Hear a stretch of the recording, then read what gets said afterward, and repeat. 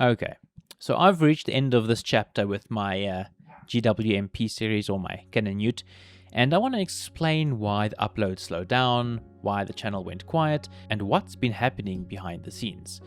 And I want to be clear and upfront here. This is my own personal experience, what happened to me, what I learned, and why it affected the channel. I'm sure other people might have had a better experience or a worse experience. There's a lot of variables here, right? So I'm not going to claim anything beyond that this is my own story. So I'll say it straight. I no longer have the GWM P-Series or the Canon Ute. I'm not going to reveal everything in this video because the next step or the next phase deserves its own proper introduction. But first I need to explain where we've been and why this whole thing got way more complicated than I expected, because the truth is I really did want this to work. Okay, so I've owned 3 of these vehicles at this point. Before I get into the frustrating part, I want to just be fair about where it all started. My first P-Series was a 2-wheel drive, and it was a really good experience, like a really good experience. I had no problems with that vehicle. The fuel consumption was great, there was no issues, it was just perfect. I put about 40,000 kilometers on it, and it did really well for me. That vehicle is a big part to why I got excited about the brand. It gave me the confidence to think bigger, more trips, more exploring, starting a YouTube channel, taking my wife with me, building memories. And so obviously from that vehicle, from the 2x4 LT, which is the ultra spec, Canon ultra spec in Australia, we moved to a 4x4 LT or 4x4 Ultra. And we started modifying it, fitting parts, planning trips, and building it into a platform for a lot of future adventures. And it was so exciting. It was really, we were having a blast with it, making videos and just also learning a lot about the vehicle. And that's what makes everything so frustrating, because I didn't buy it and immediately just hate it or buy it and have problems. I really liked the vehicle, and I still like the vehicle up to this point. The value, the features, the comfort, the capability, and what it let us do. But ownership isn't just about what the vehicle looks like on paper. It's about what happens when things go wrong. And this is when things started going wrong. So I started noticing a problem. I'm going to keep this really broad though, because I don't want the video to turn into a giant technical case file. So the short version is I experienced what sounded to me like a very noticeable diesel knock under very certain conditions. The frustrating part was that it was more noticeable at lower elevations and not as obvious where I lived, inland, around 1,000. I lived around 1,300 meters above sea level, and that made it really difficult to diagnose. So from my side, the problem was real. I could hear it and I could repeat it every single time I went to the coast in the right conditions. But to be fair, from the support side, I can understand that the fault was very frustrating to diagnose because it only shows itself in certain conditions. So it was hard to pin down. There was a lot of back and forth. Parts were replaced, sensors were replaced, injectors were moved around, software was reloaded.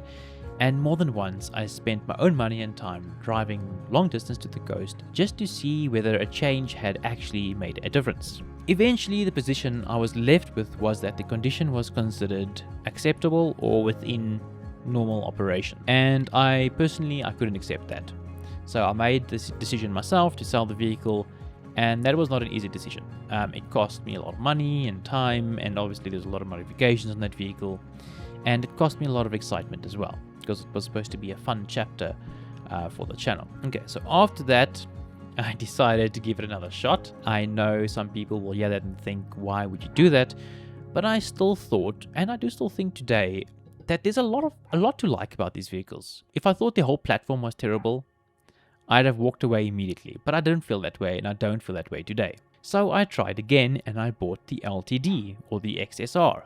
At first, I thought maybe it was the right call. The bad knock from the previous vehicle wasn't there in the same way, and I thought maybe now we could finally just get on with using it and making content. So I moved the canopy and the tires over, and I got right on my way. But right after I bought it, I started noticing concerns on this particular vehicle. Louder than expected ticking, some hard starts, and what felt like power loss under load on a few occasions. And that led to more trying to figure out what the hell is going on. Because our whole goal is overlanding and traveling into remote areas.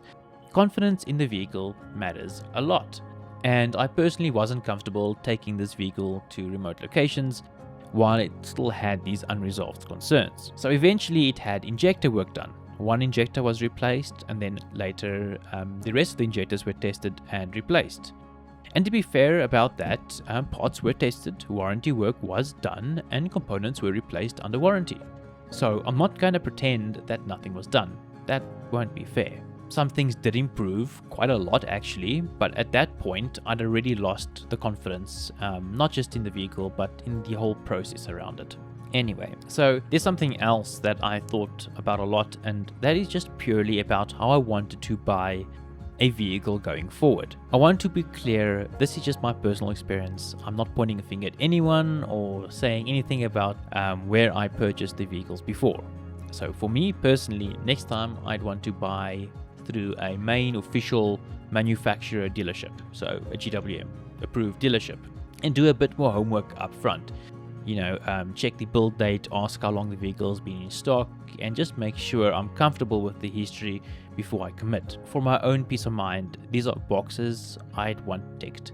Yeah, it's just a lesson I'm taking forward as a buyer at this point. Another lesson was a more personal one, because I made mistakes too. I learned a lot through this. I also learned that there's a big difference between paying attention and obsessing. And I crossed that line a few times, probably more than a few times. When you've had real problems with a vehicle, you start hearing every little noise, every vibration, every little bit of diesel chatter, and suddenly everything feels suspicious. That can be a good thing because you notice things early, but it could also be a problem because not every sound is a disaster, and modern diesels aren't exactly silent, smooth little petrol engines, So some of my concerns were valid, but some of the things I was worried about later, especially after the injector work and the warranty work was done, were things like fuel sensitivity and slightly different diesel chatter. These things were probably things a normal diesel owner wouldn't even notice. So to be honest, I could have let those things go sooner. That doesn't mean the whole experience was fine though. It just means I learned where the line is between being careful and driving myself mad. The goal here was never to become the guy who, until 2 a.m, is sitting and researching injector spray patterns and combustion timing, but somehow that's exactly where I ended up. And that is really why the channel slowed down, not because I lost interest in overlanding, and not because I didn't want to make videos. It's because the thing that was supposed to get us out making the videos became the thing pulling the focus away from them. Instead of planning trips, I was sitting thinking about faults. Overlanding is supposed to give you freedom, but when you wonder whether the vehicle is okay every time you drive it, that freedom goes away. And that's what frustrated me the most. Not the money, not the faults, but the way it changed my relationship with something that I was supposed to enjoy. So eventually I had to stop asking myself, can I push through this? And start thinking, is this still the right vehicle for what I want to do? And the answer became obvious. So yes, the vehicle's gone. I sold it. To be fair, it's probably completely fine now after all the warranty work. But after all the work and uncertainty and time involved, I just couldn't get my confidence back with that particular one. So I bought another vehicle. And I'm not going to reveal it in this video, although I might throw a bit of a tease and some of you might gasp if you know what it is. But I think that car deserves its own introduction, and so I won't reveal it completely in this video. But I will say this, I am super happy. This is the first time that I picked up a vehicle and I knew that I am completely happy with it. I've put about 1,500 kilometers on it at this point already, and there is absolutely nothing to worry about. So some of you probably think, is it an Isuzu? Is it a Toyota? Did I walk away from GWM completely? Or maybe it's something you're not even expecting. But that's all I'll say for now. I'm really happy with it, and I'm super excited to talk about it. Now, I want to say this clearly because, again, this is my personal experience. I'm not saying every owner will go through this. In fact, a lot of owners I've spoken to and seen online seem genuinely happy. And I'm not saying every dealer or support team are the same. They're all different. And that goes, it's not just one brand, all the brands are like this, right?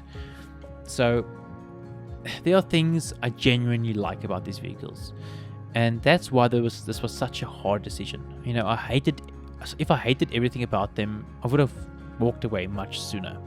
And to be fair as well, support wasn't absent, parts were tested, warranty work was done, components were replaced under warranty. So this isn't me saying nobody helped. The frustrating part for me was the overall experience, you know, the uncertainty, the time, the back and forth, and the fact that I just had lost a bit of confidence at the end. So there's no single thing that I can point to and say that was the problem, you know, that is the issue. You know, maybe it was just a bunch of bad luck. So like the perfect storm kind of thing. So I'm not presenting this as a universal conclusion. This is just what happened in my own personal experience, ownership experience. You know, real ownership is more complicated than what people make it sound online. You can still like a vehicle and love everything about it, but still be let down by certain parts of the experience. You can appreciate the warranty work that was done and still feel worn down by the process it took to get there. It's not always black and white. Anyway, so where does this leave us? Well, one chapter has closed and another has already started. The big question was, do I walk away completely, or do I give the idea one final chance, but on very different terms? And that's where the next video will pick up. So the channel isn't dead, not even close. I want to get back to trips, exploring, camping, and proper overlanding content. There will be some technical content mixed in there too, because I've learned a ridiculous amount through this whole process, and I think some of it could be genuinely helpful to other owners. So that's the honest update. It's been a rough stretch, financially, mentally, and creatively, but I feel like we're finally getting back on track. The old vehicle is gone. The next one is already here. It's parked right outside.